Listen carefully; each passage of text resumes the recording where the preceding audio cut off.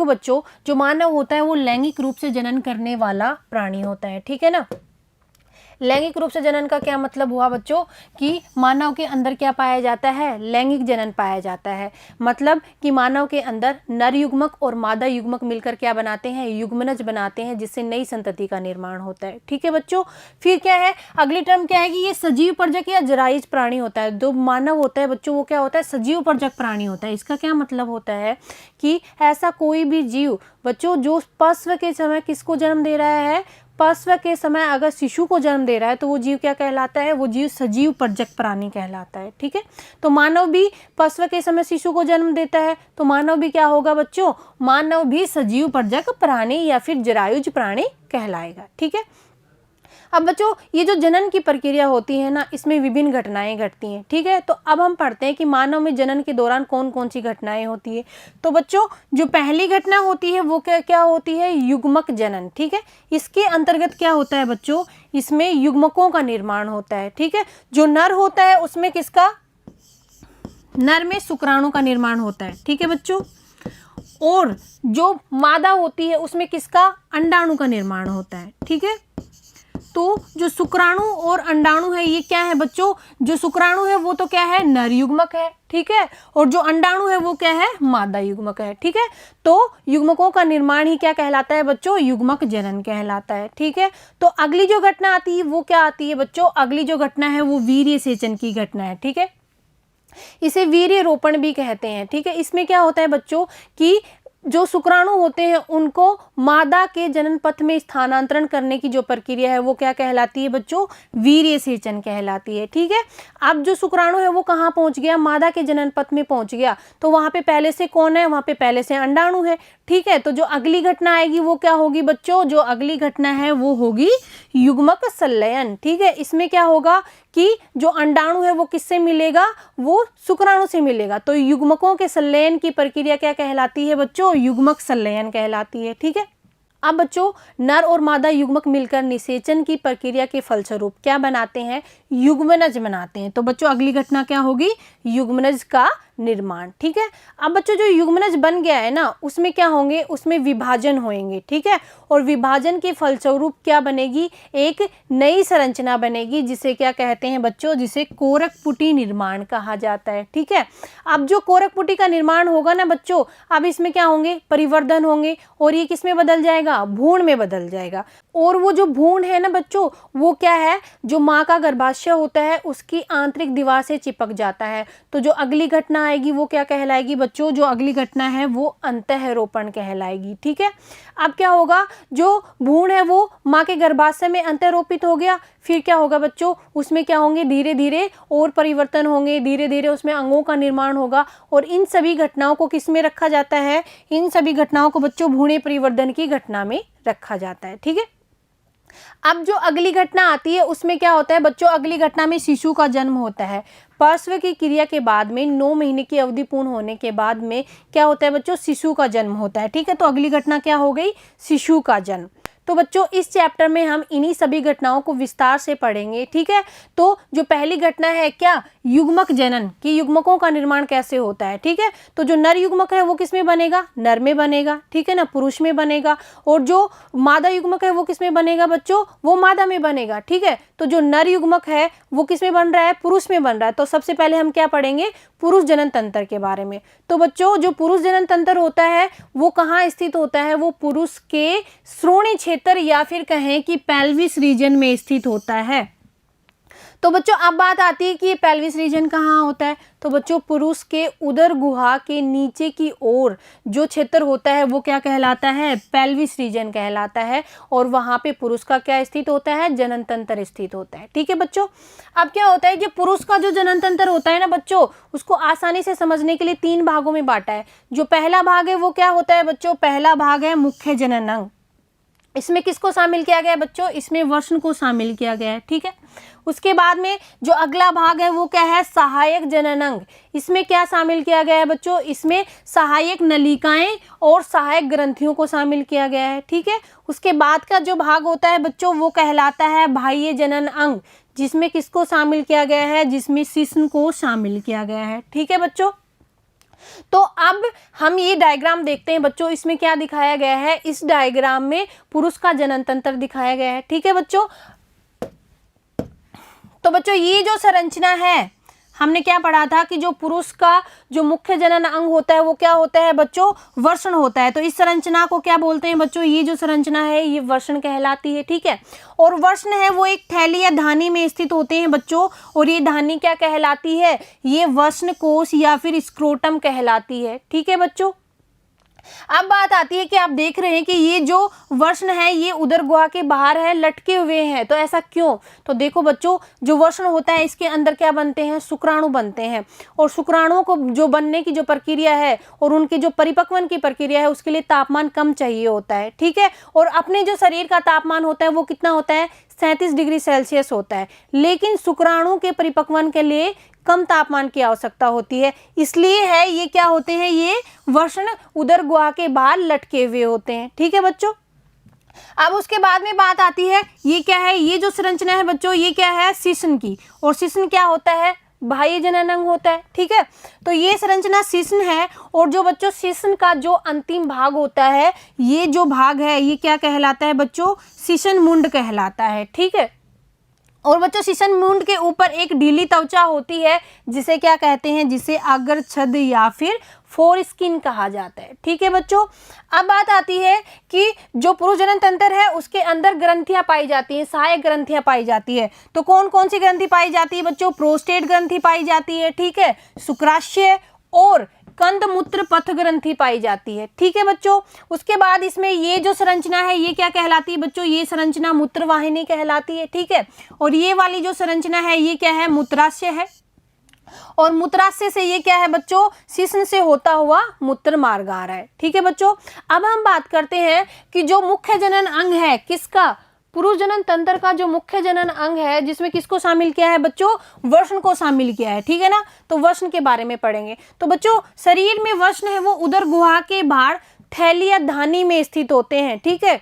और उस थैली या धानी को क्या कहते हैं बच्चों, स्क्रोटम या फिर वृषण कोश कहा जाता है, ठीक है। अब बात आती है बच्चों कि वृषण कोश है वो वृषणों के तापमान को कम रखने में सहायक होता है, जो कि क्या, शुक्राणु जनन के लिए आवश्यक है। तो बच्चों अब बात आती है शुक्राणु जनन क्या है, तो बच्चों शुक्राणु के निर्माण की प्रक्रिया को ही क्या कहा जाता है, शुक्राणु जनन कहा जाता है, ठीक है। तो ये क्या पढ़ लिया हमने, जो वृषण कोश है वो क्या करता है बच्चों, वृषण के तापमान को कम करने में सहायक होता है, ठीक है। अब बात आती है कि जो वयस्कों में प्रत्येक वृषण है बच्चों वो कैसा होता है, वो अंडाकार होता है, ठीक है। और उसकी जो लंबाई है वो कितनी होती है, लंबाई होती है वो 4 से 5 सेंटीमीटर होती है बच्चों, और जो चौड़ाई होती है वो कितनी होती है बच्चों, वो 2 से 3 सेंटीमीटर होती है, ठीक है। अब वृषण क्या होता है बच्चों, एक संघन आवरण से ढका हुआ रहता है। अब क्या बात आती है कि प्रत्येक वृषण में लगभग कितने कक्ष होते हैं बच्चों, प्रत्येक वृषण में 250 कक्ष होते हैं, ठीक है ना, जिसे क्या कहा जाता है, जिसे वृषण पालिका कहा जाता है, ठीक है बच्चों। तो अब हम देखते हैं कि वृषण पालिकाएं कहाँ हैं, ठीक है। तो बच्चों ये वही संरचना है, ये वाली संरचना क्या हो गई, पेनिस हो गई,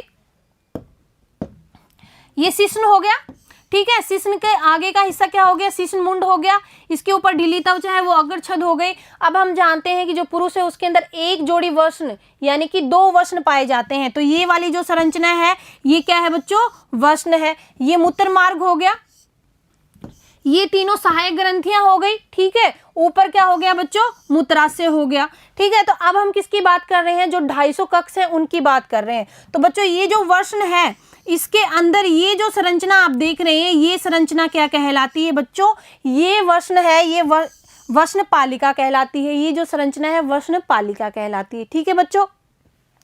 अब क्या होता है देखो कि प्रत्येक वृषण में क्या होता है बच्चों, जो प्रत्येक वृषण की पालिका है उसके अंदर क्या 1 से लेकर 3 अति कुंडलित कौन सी कोशिकाएं पाई जाती हैं बच्चों, शुक्र जनन नलिकाएं पाई जाती हैं, ठीक है बच्चों। और ये क्या करती हैं, यही वो नलिकाएं हैं जिनके अंदर शुक्राणु का निर्माण होता है, ठीक है बच्चों। शुक्र जनन नलिकाओं में ही क्या होता है, शुक्राणु का निर्माण होता है। तो बच्चों प्रत्येक शुक्रजनन नलिका है उसका जो भीतरी भाग होता है ना वो क्या होता है बच्चों, दो प्रकार की कोशिकाओं से स्थित होता है। ठीक है, जो पहली सेल्स होती हैं जिन्हें क्या कहा जाता है, जिन्हें स्पर्मेटोगोनिया या फिर नर जर्म कोशिकाएं कहा जाता है। ठीक है बच्चों, और जो दूसरी कोशिकाएं होती हैं उन्हें क्या कहते हैं बच्चों, उन्हें सर्टोली कोशिका कहा जाता है। तो इसको हम डायग्राम से देखते हैं। देखो बच्चों ये जो कोशिका है, तो बच्चों ये जो कोशिकाएं हैं ये कोशिकाएं क्या कहलाती हैं, ये कोशिकाएं स्पर्मेटोगोनिया सेल्स कहलाती हैं। ठीक है, और इसके अंदर की तरफ जो कोशिकाएं हैं बच्चों, ये कोशिकाएं क्या कहलाती हैं, ये सर्टोली कोशिकाएं कहलाती हैं। अब बात आती है कि ये जो सेल्स हैं इनका क्या काम है बच्चों, जो स्पर्मेटोगोनिया सेल्स होती हैं ये ही वो सेल्स होती हैं जो किसका निर्माण करती हैं, जो शुक्राणु का निर्माण करती हैं। ठीक है बच्चों, और जो सर्टोली कोशिकाएं होती हैं वो क्या करती हैं बच्चों, सर्टोली कोशिकाएं हैं वो स्पर्मेटोगोनिया सेल्स को पोषण प्रदान करती हैं, ताकि क्या हो पाए बच्चों, ताकि ये जो सेल्स हैं ये शुक्राणु का निर्माण आसानी से कर पाए। ठीक है बच्चों, फिर आता है कि ये जो नर जर्म कोशिकाएं होती हैं ये क्या करती हैं बच्चों, अर्धसूत्री विभाजन के द्वारा किसका निर्माण करती हैं, शुक्राणुओं का निर्माण करती हैं। ठीक है बच्चों, और जो सर्टोली कोशिकाएं होती हैं वो क्या करती हैं, जो जर्म कोशिकाएं होती हैं इनको क्या करती हैं बच्चों, पोषण प्रदान करती हैं। ठीक है, अब बात आती है शुक्रजनन नलिकाओं के अंदर क्या होता है, जो बाहर का जो क्षेत्र होता है ना बच्चों, वो अंतराली अवकाश या फिर इंटरस्टिशियल स्पेस कहलाता है। ठीक है, अब इसमें क्या होता है, इसमें छोटी छोटी रुधिर वाहिकाएं होती हैं, और क्या होता है बच्चों इसमें, और इसमें अंतराली कोशिकाएं या फिर कहें कि लीडिंग सेल्स होती हैं। ठीक है ना बच्चों, इसके अंदर अंतराली कोशिकाएं होती हैं, और इन कोशिकाओं का काम क्या होता है बच्चों, ये वर्ण हार्मोन का संश्लेषण और स्रावण करती हैं। ठीक है, इनको हम डायग्राम से देखते हैं। तो बच्चों ये जो स्थान है ये आप देख रहे हैं, ये स्थान क्या कहलाता है, ये अंतराली अवकाश कहलाता है, और इसके अंदर जो सेल्स होती हैं ये सेल्स क्या कहलाती हैं बच्चों, अंतराली कोशिकाएं कहलाती हैं। ठीक है ना, और इसके अंदर की कोशिकाएं अंतराली कोशिकाएं हैं, और ये जो रेड रेड कलर आप देख रहे हैं ये क्या है बच्चों, ये रुधिर वाहिकाएं हैं। ठीक है, तो अब बात करते हैं सहायक जनन अंग की। ठीक है, मुख्य जनन की अंग की हमने बात कर ली है, अब किसकी बात करेंगे, सहायक जनन अंग की। तो बच्चों जो सहायक जनन अंग होते हैं उसमें क्या होती हैं, सहायक नलिकाएं होती हैं। कौन कौन सी होती हैं, वर्ण जालिकाएं होती हैं। ठीक है, और शुक्र वाहिकाएं होती है, और क्या होता है बच्चों, और अधिवर्षण होता है, और क्या होता है, शुक्रवाहक होता है। ठीक है बच्चों, ये क्या है, ये सहायक नलिकाएं हैं। इन्हें हम क्या देखते हैं, डायग्राम में देखते हैं। तो बच्चों ये जो संरचना है ये संरचना क्या कहलाती है, ये संरचना बच्चों वर्ण जालिका कहलाती है, और वर्ण जालिका है ये ऊपर की तरफ जाती है, जिसमें किसमें खुलती है, शुक्र वाहिका में। ठीक है, शुक्र वाहिक है वो कहाँ मिल रहा है, वो अधिवर्षण में मिलती है। शुक्र वाहिका किसमें, अधिवर्षण में, और जो अधिवर्षण है वो कहाँ जाता है बच्चों, वो ऊपर की ओर शुक्र वाहक की तरफ जाता है। तो ये क्या हो गए, ये हो गई सहायक नलिकाएं। अब इनको देखते हैं, वर्ण की शुक्रजनन नलिकाएं क्या करती हैं बच्चों, वर्ण नलिकाओं के माध्यम से किसमें खुलती हैं, शुक्र वाहिकाओं में खुलती हैं बच्चों। ठीक है ना, और ये शुक्र वाहिकाएं हैं ये क्या करती हैं, ये शुक्र वाहिका वर्ण से चलकर किसमें, अधिवर्षण में खुलती हैं। ठीक है, और यह अधिवर्षण क्या करता है, शुक्र वाहक की ओर बढ़ते हुए उदर की ओर ऊपर जाता है, और क्या करता है, मूत्राशय के ऊपर लूप के जैसी संरचना बनाता है। ठीक है बच्चों, इसको हम डायग्राम से देखते हैं। तो बच्चों ये जो संरचना आप देख रहे हैं ये संरचना क्या है, वर्ण की पालिका है। ठीक है, और हमने क्या देखा था कि जो वर्ण की पालिकाएं होती हैं उसके अंदर क्या स्थित होता है, शुक्रजनन नलिका। ठीक है, और शुक्रजनन नलिका है ये आगे जाके किसमें खुल रही है बच्चों, शुक्र वाहिका में खुल रही है। ठीक है, और जो शुक्र वाहिका है वो किसमें आगे जाके अधिवर्षण में खुल रही है, और अधिवर्षण है वो चलता हुआ कहाँ जा रहा है, शुक्र वाहक की ओर जा रहा है। ठीक है बच्चों, अब जो बात आती है कि इसमें शुक्राशय से एक वाहिनी आती है। देखो बच्चों इसमें क्या होता है, शुक्राशय से एक वाहिनी आती है, और मूत्र मार्ग में किस नाम से खुलती है, स्खलनीय वाहिनी के नाम से खुलती है। देखो बच्चों इसको हम देखते हैं डायग्राम में। तो बच्चों ये क्या है, ये शुक्राशय है। ठीक है, और शुक्राशय से क्या आ रहा है, ये जो संरचना है ये क्या है बच्चों, ये शुक्राशय है, ठीक है। और इससे एक वाहिनी निकल रही है जो किसमें मिल रही है, जो मूत्राशय से ये आ रहे हैं इसमें मिल रही है, ठीक है। तो किसमें मिल रही है, मूत्राशय से मिल रही है। तो क्या कर रहा है बच्चों, ये वाहिनी क्या कहलाती है, ये स्खलनीय वाहिनी कहलाती है। और इस वाहिनी का काम क्या होता है बच्चों, ये क्या करती है, जो वृषण से शुक्राणु मिलते हैं उनका संग्रहण करती है और उन्हें शरीर से बाहर निकालने का काम भी करती है, ठीक है बच्चों। अब मूत्र मार्ग मूत्राशय से निकलकर क्या होता है बच्चों, मूत्राशय से निकलकर पुरुष के शीशन के माध्यम से गुजरता हुआ बाहर की ओर एक छिद्र के रूप में खुलता है, जिसे क्या कहते हैं बच्चों, जिसे मूत्राशय मुख कहते हैं, ठीक है बच्चों। अब आता है सहायक जनन ग्रंथियां।